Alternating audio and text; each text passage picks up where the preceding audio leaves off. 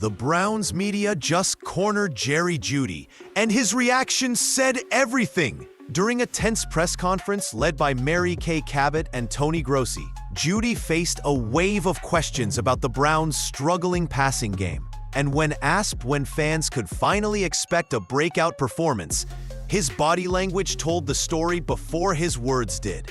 You could see it: hesitation, frustration, and the look of a receiver who knows the problem isn't just on his end. Because deep down, everyone in that room knows what's holding this team back, and it's not Jerry Jeudy.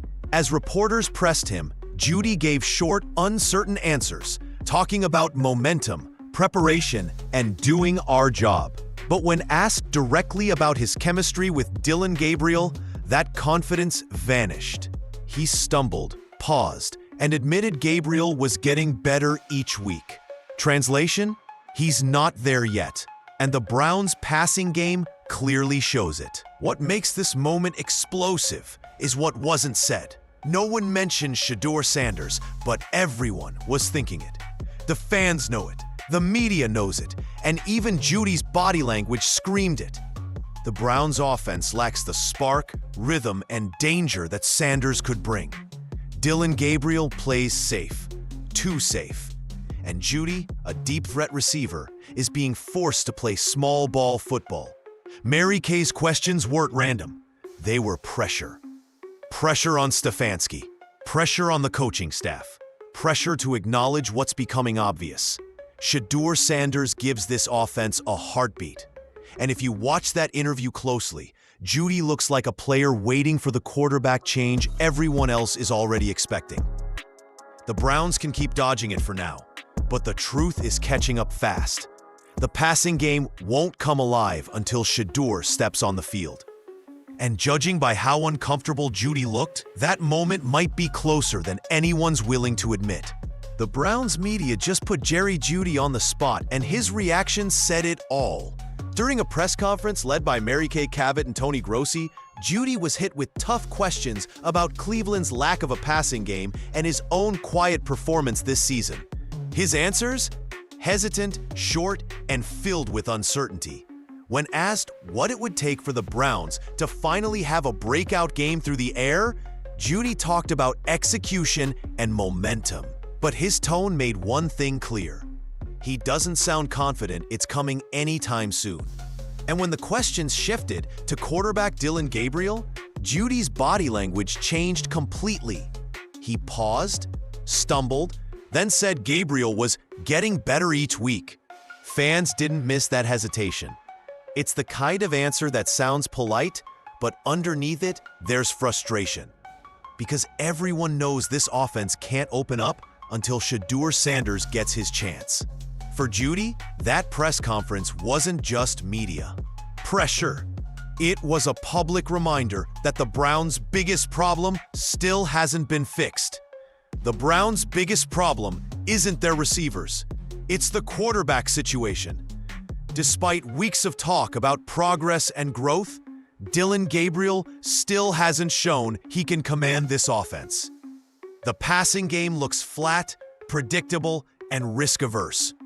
He's playing not to lose, and that's killing the spark this team desperately needs. Jerry Jeudy's frustration during his recent press conference reflected what every Browns fan already sees. This offense has no identity. Gabriel might protect the ball, but he's not pushing it downfield. There are no explosive plays, no rhythm, no fear in opposing defenses. And when your best playmaker is waiting for passes that never come, patience runs out fast. The truth is, the Browns are stuck in neutral until they give Shedeur Sanders a real shot. His arm talent, deep ball accuracy, and leadership could be exactly what this team's missing. Until that change happens, every game will feel the same: safe, slow, and forgettable. Everyone inside the Browns organization knows it. Shedeur Sanders is the answer they're avoiding.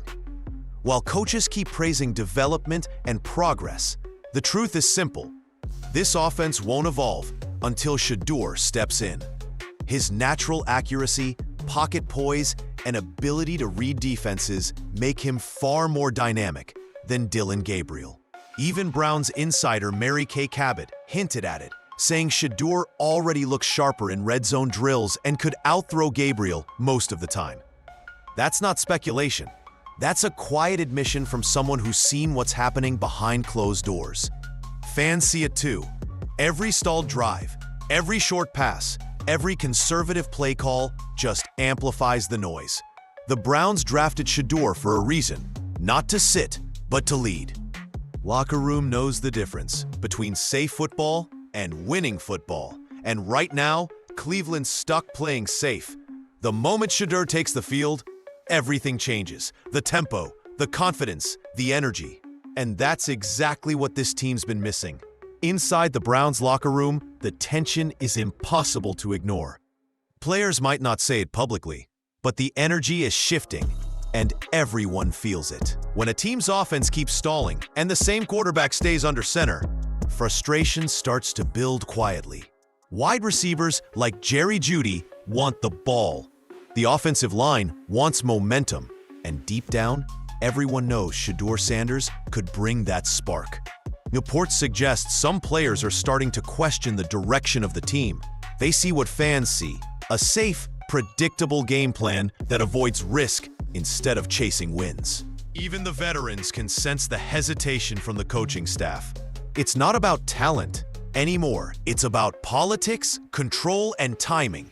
Kevin Stefanski is trying to manage noise, but in doing so, he's creating more of it. Every practice, every meeting, every press conference adds fuel to the fire. The locker room isn't divided yet, but if Shedeur continues to sit while the offense sputters, that pressure could erupt from the inside out. Judy didn't need to say much. His tone said everything. When reporters asked about the Browns' passing struggles, his answers felt cautious, almost scripted.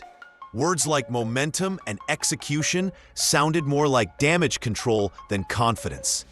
You could see it in his body language, a receiver tired of waiting for something to change.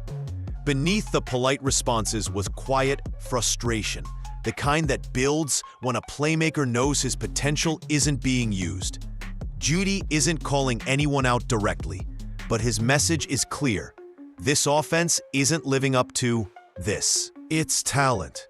And deep down, he knows why. The Browns' passing game lacks rhythm because it lacks trust. Trust in taking shots. Trust in the quarterback. Trust in the system. Until Shedeur Sanders gets his opportunity, that won't change. Judy's words weren't just about routes and schemes. They were a reflection of a locker room holding its breath, waiting for the moment everything finally opens up. The Browns are running out of time and excuses. Every press conference, every post-game question, every awkward pause from players like Judy only adds more weight to the same truth. This team needs a spark. Dillon Gabriel has done just enough to keep the job, but not enough to inspire belief. Fans see it, the media's calling it out, and even the players are starting to sound restless. You can only talk about progress and momentum for so long before results have to follow. The Shedeur Sanders era isn't a question of if, it's when. The Browns drafted him for this exact moment, when the offense feels flat, when the fan base loses patience, and when the locker room starts to quietly shift. Once Shedeur takes that first snap, everything changes. The energy, the crowd, and the direction of the season. And if the Browns don't make that move soon, the decision might be taken out of their hands by pressure, by ownership, or by the roar of a fan base that's done waiting.